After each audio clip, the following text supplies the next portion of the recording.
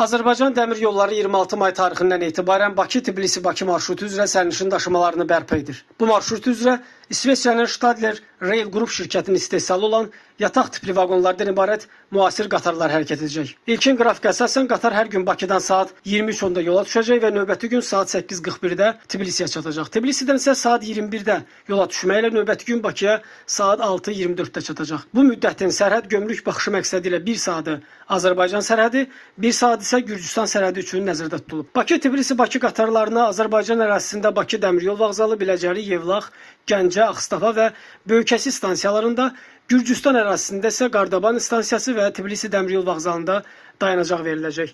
Bakı-Tbilisi-Bakı marşrutu üzrə gediş haqqı məsafədən asılı olaraq komfort sinfi üzrə 51 manatdan başlayır. Marşrut üzrə bir istiqamətə Bakıdan Tbilisiyə minimum gediş haqqı 81 manat, Yevlaxdan 67 manat, Gəncədən 62 manat, Ağstafadan isə 57 manatdır. Böyükəsidən Qardaban stansiyasını isə 51 manat təşkil edir. Qeyd edim ki, beynəlxalq istiqamətlər üzrə gediş haqqı İsveçrə frankının yerli məzənliyi nisbətinə əsasən formalaşdırılır və kurs fərqinə görə dəyişə bilir.